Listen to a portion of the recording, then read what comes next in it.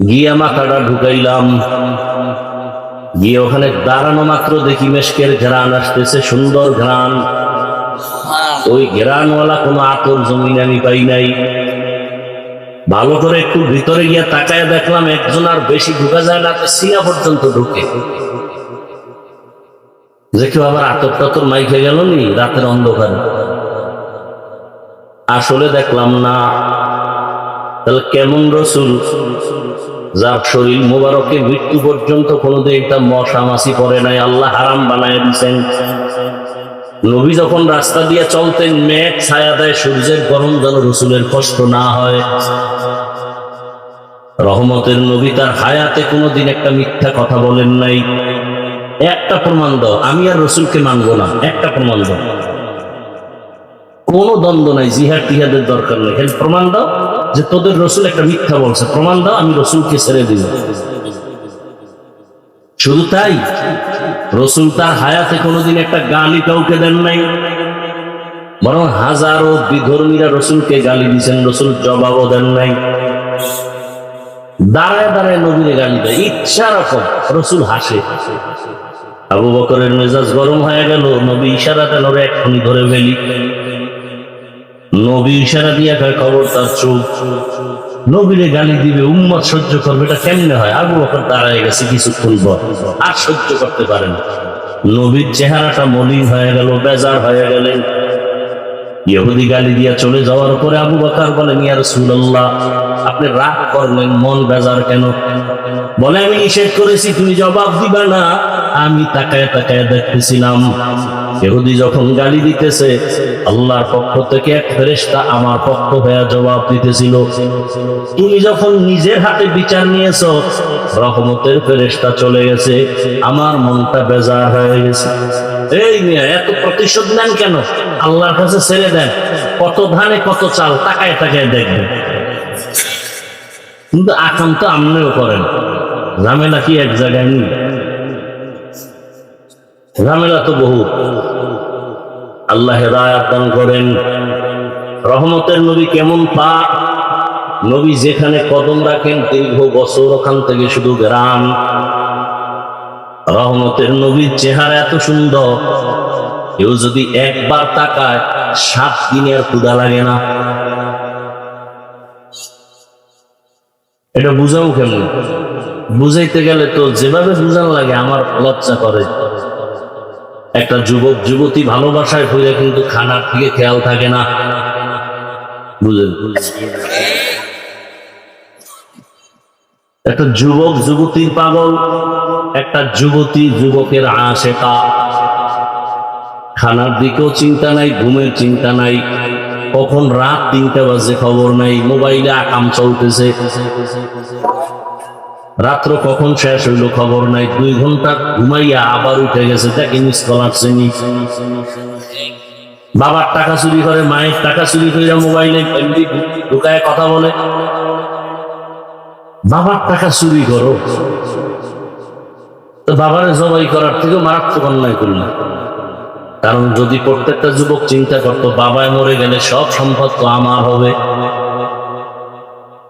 কোন সন্তান কোনদিন বাবার টাকা পয়সার টাইম বাম করতো না।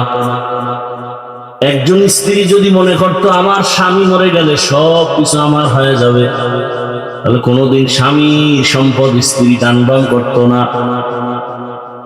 আরে কথা ভালো করে মনে রাখবেন, পর্দার আড়ালের মা বোনেরা, যুবকেরা, দুনিয়াতে যত পুরুষ কামাই রুজি করে নিজের জন্য খুশির চিন্তা করে না, খাওয়ার চিন্তা করে না, ঘুমের চিন্তা করে না। প্রত্যেকটা পুরুষ চায় সন্তানের মুখে হাসি, স্ত্রীর মুখে হাসি, গাধার মতো কাজ করে, নিজের জন্য কিছু করে না।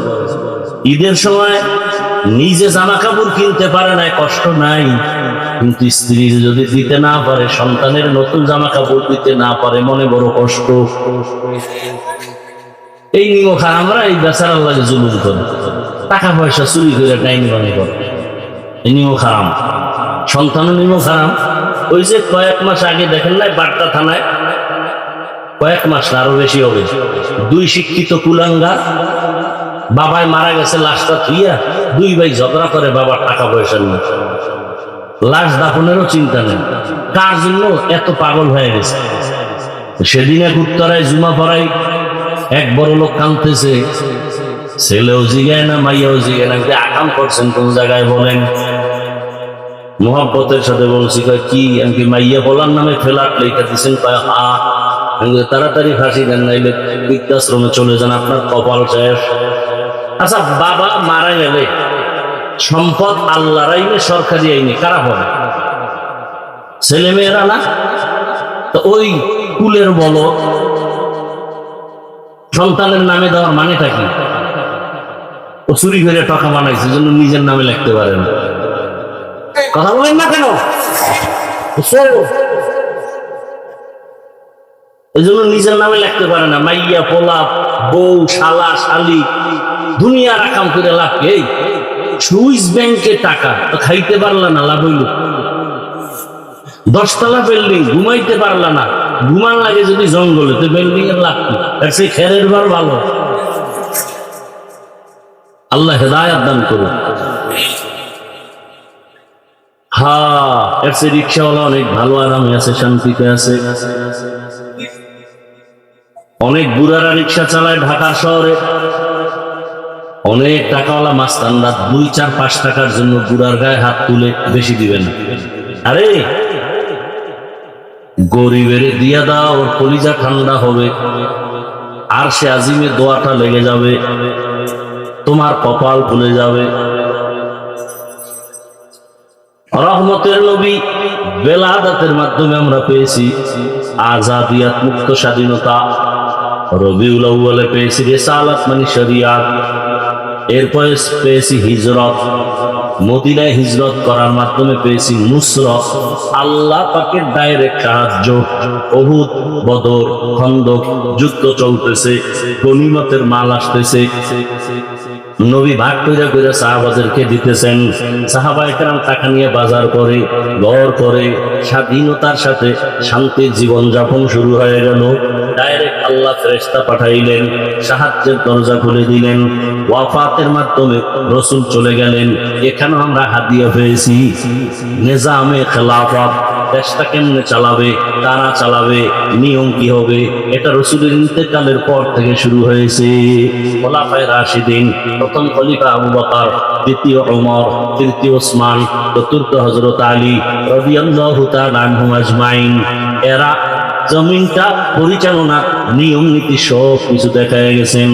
রহমতের নবী এমন কোন কাজ বাদ রাখেন নাই যে কাজটা করতে গিয়া তুমি পেরেশান হয়ে যাবা, রাসূলের আদর্শ বুঝে এটার সমাধান নাই, তাহলে এখন বেনামাজির পিছনে যেতে হবে না। নবী নিজে ধরে ধরে ধরে ধরে সব কিছু দেখায় গেছেন। ইসলাম কমপ্লিট, আনকমপ্লিট কিছু ইসলামের মধ্যে নাই। আঙ্গুলের নখগুলো কেমনে কাটবা, নবী নিজে কেটে দেখায় গেছেন। চুলগুলো কেমনে কাটবা, রহমতের নবী তাও দেখায় গেছেন। জুতাটা কেমনে পরবা, রহমতের নবী তাও দেখায় গেছেন। এমন কোনো কাজ নাই। সংসার কেমনে চালাবা, স্ত্রীর সাথে কেমন আচরণ করবা, স্বামীর সাথে কেমন আচরণ হবে, সন্তানের সাথে কেমন আচরণ হবে, মালিকের সাথে কর্মচারীর আচরণ কেমন হবে, কর্মচারীর আচরণ মালিকের আচরণ কর্মচারীর সাথে কেমন হবে, সব রাসূল নিজে নিজে দেখায় গেছেন। রাসূলের কর্মচারী, রাসূলের খাদেম আনাস রাদিয়াল্লাহু তাআলা আনহু 10 বছর খেদমত করলেন।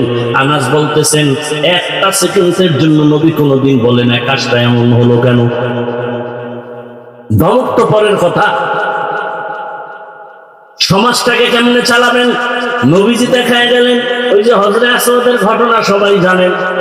মক্কার ভিতরে গোত্রের চেয়ারম্যান কয়েক গ্রুপ লাইগা গেছে, হযরত আসওয়াদ পাথরটা আমরা লাগাই, আর এক দলের নেতাটা আমি। সর্বশেষে সমাধান হয় না, নিয়ত করলো ঠিক আছে আব্দুল্লাহর ছেলে ইনসাফের কথা বলে, এর থেকে সমাধান নেই। নবীজি সমাধান দিতে গিয়ে বললেন, আগামীকাল ফজরের নামাজের পর পর বাইতুল্লাহর পাশে যে আসবে সেই হবে এই পাথরকে নিবে তার ফয়সালা দেনেওয়ালা, সে পাথর সরায় রাখবে, অর্থাৎ বাইতুল্লাহর সাথে এনে রাখবে। সবাই আইজার ঘুম নাই, সবার আগে যাবে, সবার আগে গিয়ে দেখে রাসূল সেখানে হাজির।